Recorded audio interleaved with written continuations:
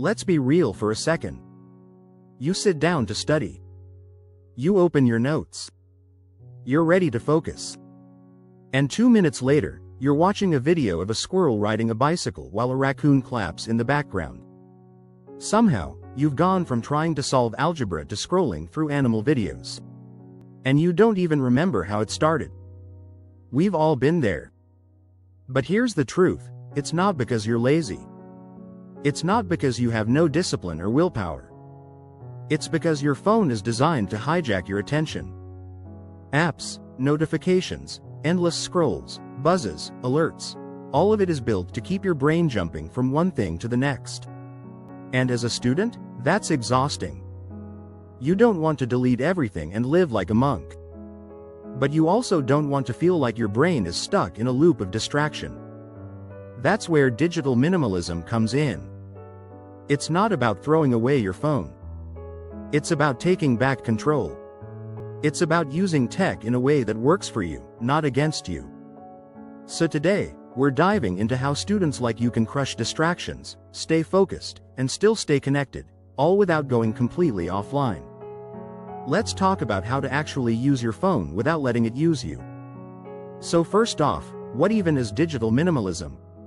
It's not some fancy trend or aesthetic. It's a way of thinking. It's the idea that technology should serve your goals, not steal your attention. You don't need to delete every app or lock your phone in a drawer. What you need is intention. Think of it this way. Digital minimalism is about choosing what you use, why you use it, and when. It's the difference between mindlessly scrolling through 200 TikToks in a row, and choosing to watch 15 minutes of content that actually makes you laugh or learn something. It's not about cutting out fun. It's about cutting out noise. So let's start with one of the easiest tricks that nobody tells you about: grayscale mode. Seriously. Go into your phone settings, flip everything to black and white, and just try using your phone like that for an hour. You'll be shocked at how fast your brain gets bored.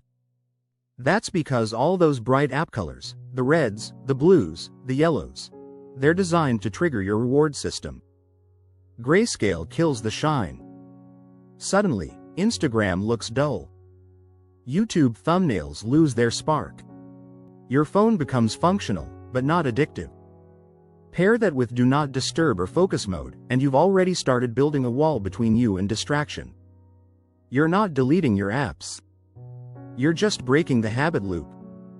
Now let's be honest, just turning off notifications won't solve everything. Because the real trap isn't alerts. It's the habit.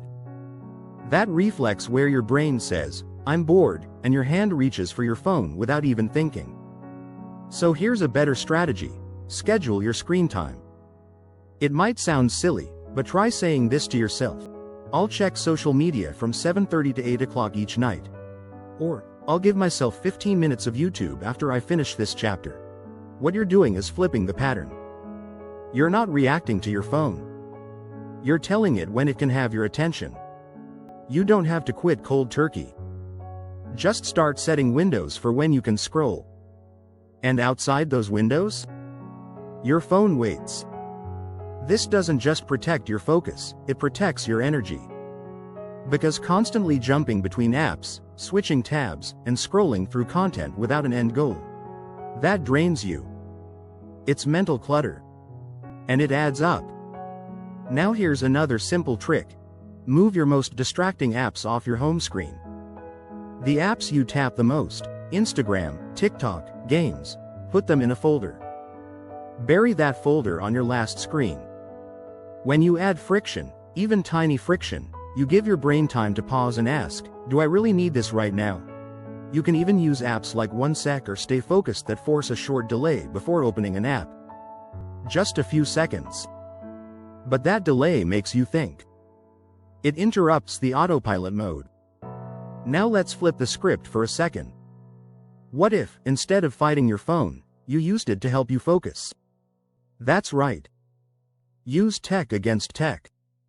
There are apps designed to help you stay on track. Like Forest, you grow a little tree when you study. But if you touch your phone before the timer ends, the tree dies. It's cute. It's silly. And weirdly effective. Or use a Pomodoro timer, 25 minutes of focused work, 5-minute breaks. Rinse and repeat. It's one of the simplest but most powerful ways to train your attention. You can even use Notion or to-do list to organize your tasks so you're not carrying everything in your head. The point is, your phone doesn't have to be your enemy. It can be your tool, if you make it one. And hey, if this is clicking with you, go ahead and subscribe, hit that like button, tag someone who always ends up doing all the group work, hit the bell so you catch the next one. Now let's talk about digital rest.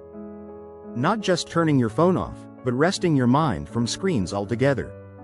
Our brains were not built to process non-stop streams of images, messages, and noise. You need quiet. You need stillness. Try this. Leave your phone in another room when you study. Go for a walk with nothing in your ears. Eat lunch without a screen in front of you. Start your morning without checking your phone for the first 30 minutes. These little changes reset your brain. They give you space to breathe, reflect, and think clearly. You don't even realize how much noise you're carrying until you step away from it. And I get it. You might be thinking, but what if I miss something? That's the fear most people have. Missing out. Falling behind. Feeling disconnected. But let me ask you this. How often are those notifications really urgent? Most of the time, they're not. They can wait. You can still stay in touch with friends. Still check your socials. Still be in the loop. But you do it on your terms, not whenever your phone tells you to. And here's what starts to happen when you practice digital minimalism. You focus better. You sleep better. You feel more clear-headed. You waste less time, and you enjoy your time more. And when you do scroll, or text, or game, it feels intentional. Not just filler. You stop chasing distractions, and you start choosing your attention. That's powerful. So no, you don't have to quit the internet. You don't have to become a monk. You just need boundaries. A little planning. A little friction. And a whole lot of awareness.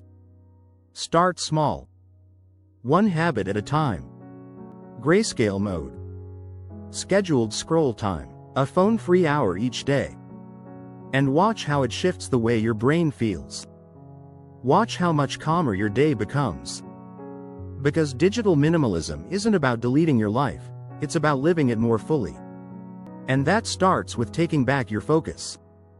If this helped you today, give it a like, tag a friend who's always saying, I need to use my phone less, and subscribe to the channel for more student life strategies that actually make sense. Don't forget to tap the bell too, because if you're going to be online, you might as well learn something that helps you thrive. Catch you in the next one.